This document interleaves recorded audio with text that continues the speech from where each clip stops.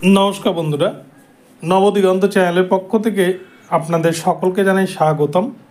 তো বন্ধুরা, এখন আমি আপনাদের সাথে এই ভিডিওতে আলোচনা করতে চলেছি যে মাদ্রাসা সার্ভিস কমিশনের গ্রুপ ডি এর যে ৭৩,৯৭৮ জন ক্যান্ডিডেট যারা প্রিলিতে পাশ করেও কিন্তু রিটেন এক্সাম দিতে পারেনি, তাদেরকে আবারও কেন এই ১লা সেপ্টেম্বরে পরীক্ষায় বসতে হচ্ছে এবং এছাড়াও এই বিজ্ঞপ্তির মধ্যে কেন এত রহস্য, সমস্ত কিছুই কিন্তু আপনাদের সাথে আলোচনা করতে চলেছি। এবং এই পোর্টালে কিন্তু যোগ্যদের নাম নথিভুক্তকরণের লাস্ট ডেট ২৫/৮/২০২৪ এর মধ্যেই নাম নথিভুক্তকরণ না করতে পারলে সকলেরই কিন্তু এই পরীক্ষার সুযোগ, চাকরির সুযোগ হাতছাড়া হতে চলেছে।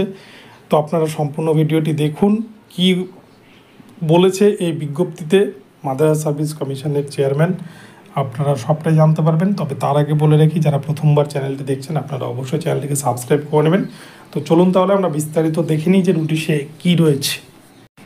তো বন্ধুরা, এটি হচ্ছে মাদ্রাসা সার্ভিস কমিশনের যে অফিসিয়াল ওয়েবসাইট, সেই ওয়েবসাইট থেকে কিন্তু এই নোটিফিকেশানটি তোলা। সেখানে কিন্তু গ্রুপ ডি এর এই নোটিশটি জারি করেছে মাদ্রাসা সার্ভিস কমিশন। যে নোটিশটি জারি করা হয়েছে ৯/৮/২০২৪, অর্থাৎ ৯ আগস্ট কিন্তু এই নোটিশ জারি করা হয়েছে। তো এখানটায় কী বলছে, first SLST NT ২০১০ group D লিখিত পরীক্ষা এবং তথ্য আপডেশন সংক্রান্ত বিজ্ঞপ্তি।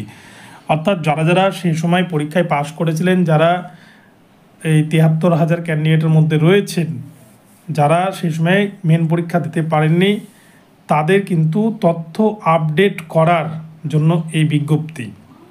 তো এখানে বলছে, পশ্চিমবঙ্গ মাদ্রাসা সার্ভিস কমিশন দ্বারা আয়োজিত first SLST NT group D এর ২৮/১১/২০১০ তারিখে অনুষ্ঠিত প্রিলিমিনারি স্ক্রিনিং টেস্টে যে ৭৩,৯৭৮ জন প্রার্থী যোগ্যতা অর্জন করা সত্ত্বেও, অর্থাৎ পাশ করা সত্ত্বেও যারা ২৯/৫/২০১১ তারিখে লিখিত পরীক্ষা দিতে পারেননি, তাদের নাম, registration number Paschimbanga Madrasah service কমিশনের ওয়েবসাইট wbmsc.com এই ওয়েবসাইটে গিয়ে list of candidates who are eligible for but could not appear at the written test of first SLST NT group D এই লিস্টে দেওয়া রয়েছে।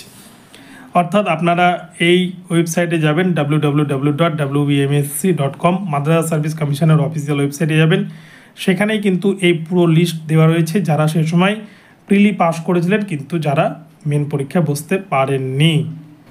এবং সেখানে দেওয়া এই লিস্ট থেকে কিন্তু আপনি আপনার নামটি দেখে নিতে পারবেন যে আপনার নাম সেই লিস্টে আদৌ রয়েছে কিনা বা এর মধ্যেও কোনো দুর্নীতি রয়েছে কিনা, তাহলে কিন্তু আপনি আদালতে দ্বারস্থ হতে পারবেন। তো এর পরবর্তীতে কী বলা হচ্ছে নোটিশে, আমরা এবার সেটা দেখে নেব।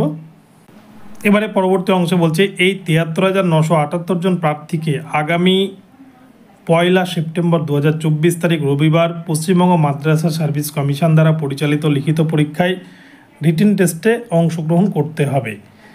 এই সকল প্রক্রিয়া সম্পন্ন করার জন্য এই ৭৩,৯৭৮ জন প্রার্থীকে পশ্চিমবঙ্গ মাদ্রাসা সার্ভিস কমিশনের ওয়েবসাইট wbmsc.com এখানটায় গিয়ে first SLST ২০১০ group D updation পোর্টালে নিজের রেজিস্ট্রেশন নম্বর এবং ইংরেজি জন্ম তারিখ, আপনার জন্ম তারিখ দিয়ে লগ ইন করে নিম্নলিখিত বিবরণগুলো কিন্তু আপডেট করতে হবে। অর্থাৎ প্রথমে ইমেল আইডি দিতে হবে, মোবাইল নাম্বার দিতে হবে, আপনার হোয়াটসঅ্যাপ নাম্বার দিতে হবে, আধার নম্বর দিতে হবে এবং যোগাযোগের জন্য আপনার বর্তমান যে ঠিকানায় বাস করেন সেই ঠিকানা এবং আধার কার্ড JPEG বা JPG ফরম্যাটে ৫০০ KBর মধ্যে আপলোড করে দিতে হবে।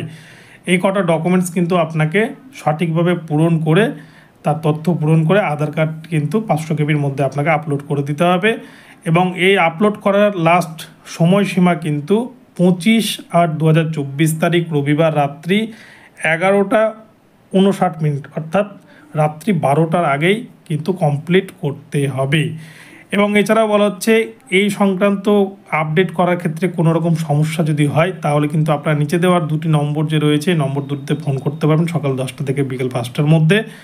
এবং এছাড়াও মেল করতে পারেন, এখানে ইমেল আইডি দেওয়া রয়েছে group_d@wbmsc.com, এইখানে গিয়ে কিন্তু ইমেল করতে পারেন, অথবা হোয়াটসঅ্যাপ নম্বরও কিন্তু দেওয়া রয়েছে, হোয়াটসঅ্যাপে কিন্তু SMS-ও আপনারা করতে পারেন। তো আপনারা যারা যারা সেই সময় ৭৩,৯৭৮ জন ক্যান্ডিডেটের মধ্যে রয়েছেন, যারা সেই সময় পাস করেছিলেন, আপনারা এই সুবর্ণ সুযোগটি কিন্তু হাতছাড়া করবেন না। আপনারা অবশ্যই আপনাদের ডকুমেন্টস আপলোড করিয়ে বা আপডেট করিয়ে এই পরীক্ষায় বসুন। তো বন্ধুরা, এখন এই পর্যন্ত আপডেটটি রইল, আপনাদেরকে এই বিষয়ে বিস্তারিত জানালাম। তো ভিডিওটি ভালো লাগলে চ্যানেলটিকে সাবস্ক্রাইব করে দেবেন, আর এই ধরনের আপডেট প্রতিনিয়ত পেতে আমার চ্যানেলটি ফলো করতে থাকুন। ধন্যবাদ সকলকে, সকলে ভালো থাকবেন। পরবর্তী নতুন আপডেট নিয়ে আসবে, দেখা হচ্ছে পরবর্তী ভিডিওতে। ধন্যবাদ।